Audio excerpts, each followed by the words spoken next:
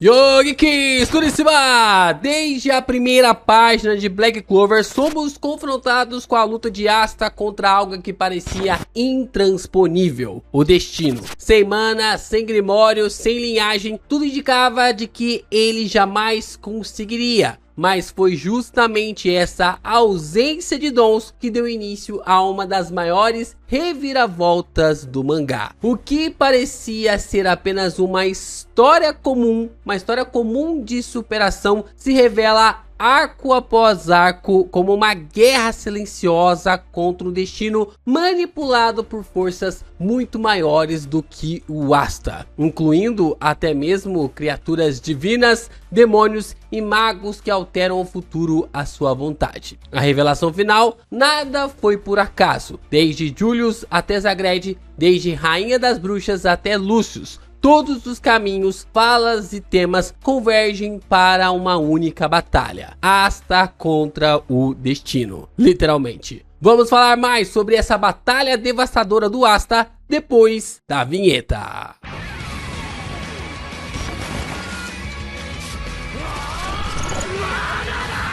Lá no X, o Morse, a enciclopédia viva de Black Clover, o livro ambulante, o guia que quase como uma inteligência artificial de Black Clover, lá no X, o Morse trouxe uma thread fantástica de ontem pra hoje. E cara, não tinha como, eu tinha que trazer um vídeo mediante a isso, porque já tem alguns vídeos que a gente analisa isso aqui no canal, sobre como o destino está sempre batendo contra o Asta, né, batendo contra o nosso protagonista, mas aqui eu decidi de forma, tipo assim, definitiva trazer todo esse conteúdo, porque o Morse conseguiu meio que, tipo, comprimir todas as informações numa thread muito perfeita, e a gente consegue trazer a análise de forma muito mais profunda através das informações que são tantas de Black Clover, tantos no mangá, e também alguns acréscimos que eu acabei abordando através da sua perspectiva. Então esse vídeo promete pra gente definitivamente marcar de uma vez por todas como o Asta está lutando contra o destino desde o começo do mangá. Enquanto o Asta luta contra o destino, minha luta aqui é contra o algoritmo. E para você me ajudar a permanecer, fazer com que esse vídeo chegue ainda mais longe, é importante você deixar o seu like, se inscrever aqui no canal e também compartilhar esse vídeo com seus amigos. Cara, chega junto, comentando,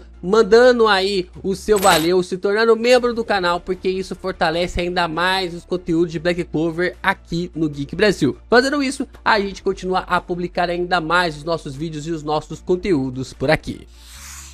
Vamos lá, a gente começa toda essa análise observando todo o fio invisível do destino que foi sendo traçado ali pelo Julius, pelo Asta, pelo Yami e também pela Vanessa. Já no capítulo 1, o Asta grita contra o seu destino por não receber um grimório, mas a ironia começa definitivamente no capítulo 35, quando o próprio Julius, o Rei Mago, afirma estar ligado ao destino do Asta. Esse foi um dos maiores pontos colocados ali do foreshadowing, de que o Lucius era o grande vilão por detrás de todas as coisas. O capítulo 35 realmente marcava de forma definitiva a revelação do Lucius lá no capítulo 31. Depois nós temos no capítulo 56 o Julius comentando como a entrada do Asta no esquadrão do Yami foi estranhamente conveniente. A forma de como o Asta, alguém rejeitado pelo destino, alguém sem mana com poder demoníaco, poderia entrar no esquadrão que aceita tudo e a todos, que aceita todos os marginalizados, aceita aqueles que estão aquém da sociedade. Então é bem interessante o Julius ele ter reparado isso e mais uma vez ter focado no destino. Depois nós temos essa ligação crescendo de forma ainda mais inacreditável com a Vanessa Enoteca no capítulo 71, que sugere que Asta pode estar relacionado a um deus do destino. Vanessa, que manipula o fio do destino, literalmente compartilha com Asta a mesma ideia que mais tarde será vocalizada por ele. Faça sua própria escolha. A forma realmente como ela está sendo levada através das palavras do Yami, a maneira como ela leva isso como um destino, porque quando o Yami acaba resgatando a Vanessa, é ele quem decide. A prisão já não estava mais ali existente. Agora o Yami estava questionando: o destino de você ficar presa está dentro da sua mente ou esse espaço aqui que estava te prendendo? Porque eu estou te dando o caminho para você escapar, o caminho para você fugir. Agora, se você vai querer escapar ou não, aí é com você. Então é um ponto bem interessante como essa fala do Yami e depois, posteriormente, a fala do Asta faz toda a conexão nessa batalha dos magos contra o destino. E o mais interessante é que essa repetição dessa frase vem juntamente ali mediante a batalha contra o Lucífero. O Asta, ele repete até o mesmo termo em japonês que o Yami acaba usando para Vanessa, Jinbu de Erabu, que é vista ali em Yami no capítulo 99, ao libertar a Vanessa, e depois por Asta no capítulo 316. Ao desafiar o Lucífero, isso não pode ser apenas uma coincidência semântica, mas uma herança ideológica passada de mestre para discípulo. Desafiar o destino com escolhas próprias, desafiar o destino através das suas próprias decisões e bater de frente até com que ele ceda.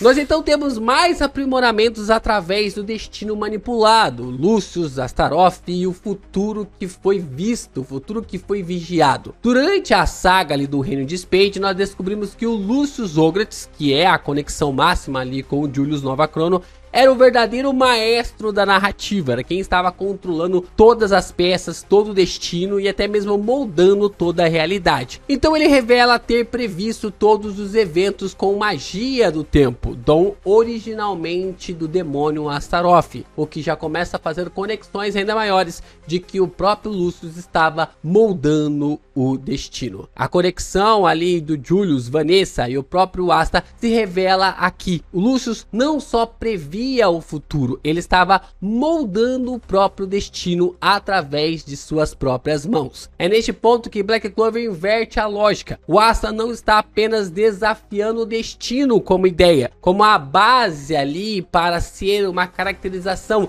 da gente questionar: será que isso que eu estou fazendo é livre-arbítrio ou estou predestinado a cumprir tal coisa, tal função? É um intuito bem interessante ver essa idealidade sendo manifestado através do corpo do Lucius, de que o Lucius é o próprio destino em que o Asta está lutando desde o começo, contra o destino que o Asta está lutando desde o começo do mangá. E toda essa semântica fica ainda mais clara quando nós observamos o relacionamento do Zagred na saga dos Elfos. O Zagred, ele era aquele demônio que ria do fim, mas se o Lucius é quem estava por detrás de tudo, por que que o Zagred, o vilão do Arco dos Elfos, parece saber tanto? Por que que ele parece ter as mesmas características, os mesmos dogmas e questionamentos, até mesmo que o Lucius ou outros personagens? Zagred chama ali o Asta de produto defeituoso. Em japonês, ali nós temos Kikanin, né, que é no capítulo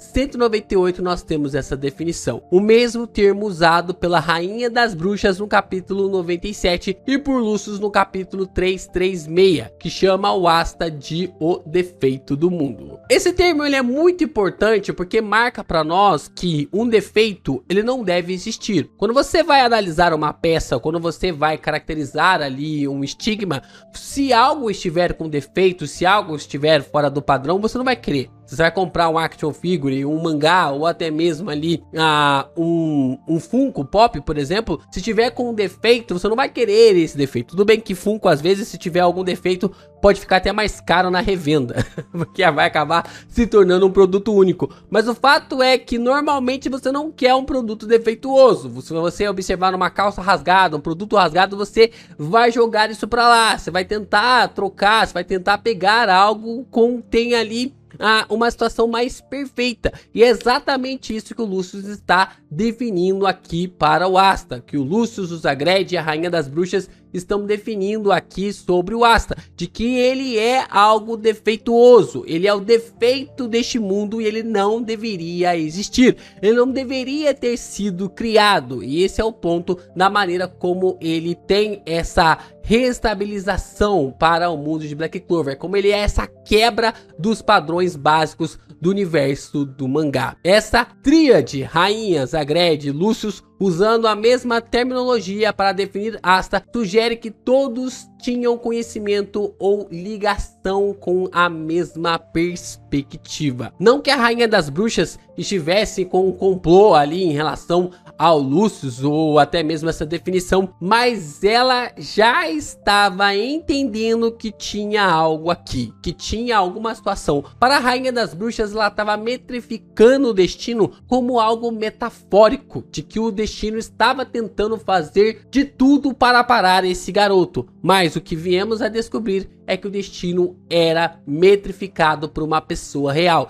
estava sendo fabricado por uma pessoa, por um mago real. A definição e a percepção dela estava perfeita, ela só não contava que alguém, uma pessoa real, estava realmente manipulando esse destino. E tudo fica ainda mais interessante quando nós analisamos ali as ideias relacionadas ao Vengeance, ao Patri e também ao pecado original. Um grande indício de manipulação desde o nascimento surge ali com William Vengeance. Ele compartilhou o seu corpo com Patri desde que nasceu, o que significa que a alma de Patri estava presente há 26 anos em seu corpo, só que só se manifestou perante ali mais ou menos perto de quando ele acabou pegando, buscando o seu Grimório, o mesmo período de liberdade de Zagreed, e isso não pode ser coincidência. Então, de acordo com o Tabata nas perguntas e respostas do volume 24, o ritual de reencarnação só foi finalizado após a libertação do Zagreed, sugerindo que sua libertação era uma etapa crucial para que Lucius executasse o seu plano completo. Ou seja, existiam etapas e etapas, pontos por pontos, para que o Lucius pudesse colocar todo o seu planejamento de uma forma perfeita.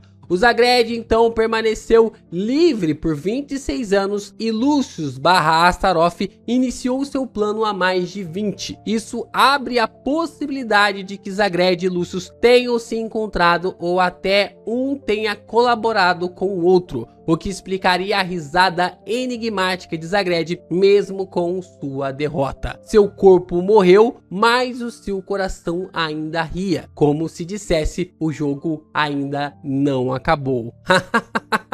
O jogo ainda não acabou, o jogo está apenas começando. E aí nós então temos a ideia, de que o Asta e o Yuno são categorizados de forma extremamente perfeita ali pelo Lucius, porque enquanto um é o defeituoso, o outro é o predestinado. O Lucius diz que de todos os futuros possíveis, o único que poderia derrotá-lo é o Yuno. Ele o chama de o predestinado, exatamente o mesmo termo usado por Zagreed para se referir ao Yuno no capítulo 198. Olha só que coisa interessante. O Zagreed usa o mesmo termo que o Lucius para definir o Asta como alguém defeituoso, mas o Zagreed também usa o mesmo termo para o Yuno como alguém predestinado igual ao Lucius. Então nós temos uma conexão bem interessante e talvez até mesmo proposital ou condicional entre os dois personagens. Isso mostra que mesmo em linhas separadas, Zagreed e Lucius estavam traçando o mesmo destino, de que o Asta ele era o defeituoso e o Yuno o predestinado. O Yuno foi feito para vencer e o Asta havia sido feito para falhar. E eu gosto muito desse quadro porque isso se refere aqui, esse quadro, quando o Asta ainda está com dúvida da forma de controlar o Zeten, porque ele está enxergando ali o Yuno como o oponente ideal para o Lucius e ele não está conseguindo se enxergar no mesmo degrau, se enxergar ali no mesmo status. E até mesmo o Lucius fala várias vezes de que o rival dele é o Yuno e não o Asta, o que o Yuno recusa como um nome, uma nomenclatura, porque ele não reconhece o Lucius como seu rival. Mas o Asta, o produto com falhas, continua sendo a única força que escapa do controle do destino. Enquanto o Yuno é a peça central do jogo do Lucius, o Asta é a variável que nunca deveria existir. Ele é a constante que não pode ser mensurada. Se nós formos analisar em uma equação e o Lucius precisa resolver essa equação para conseguir dominar o mundo, o Asta é uma constante que não pode ser calculada. E tudo fica perfeito quando nós enxergamos o prenúncio ali do Nozel e o tempo da justiça, da forma como ele esteve se preparando para a batalha contra a Megícula. Toda a trajetória do Nozel deixa tudo ainda mais evidente em relação ao Asta. No capítulo 303, o Nozel afirma que treinou pelo tempo que viria. Isso remete diretamente ao capítulo 200, onde ele derrota o Patri. Este é um prenúncio sutil e mais um indício de que o Tabata construiu o arco final com uma convergência cuidadosamente planejada. Tudo isso estava sendo refinado ponto após ponto para que o Nozel aprendesse ainda mais sobre suas habilidades, pudesse refinar ainda mais os seus poderes para assim acabar com a Megícula, ajudar na derrota ali da Megícula ao lado da Noelle, o que reforça ainda mais essa ideia do combate contra o destino, da forma como o Asta tem essa grande conexão. Cada frase, cada vilão, cada conexão oculta serve para nos conduzir ao clímax, a batalha entre o que é previsto e a falha que foi escolhida. Esse clímax final em que os dois personagens foram realmente definidos como os grandes rivais, dois grandes combatentes ali do Lucius. Por mais que o Lucius só reconheça o Yuno como seu rival, até o final dessa batalha, o Asta será marcado como a falha rivalística que acabou batendo de frente contra o Lucius. Black Clover não é apenas ali uma história sobre um garoto sem magia que supera os desafios. É uma história sobre um garoto que nunca deveria ter existido e que por isso mesmo é a única esperança contra o destino manipulado, o destino traçado. Lucius, Zagred e outros vilões tentaram prever tudo, moldar tudo, mas não contavam com a existência de um erro no sistema. O Asta não é apenas o protagonista, ele é a falha no código do universo, um garoto sem mana, criado por acaso, que herdou uma vontade que vai contra toda a divindade que é sendo exposta ali por Lucius Zograts. Ele vai contra essas divindades, demônios e profecias. E quando a batalha final acontecer, não será apenas entre luz e trevas, será o destino versus a liberdade. E neste campo, meus amigos, o Asta já venceu.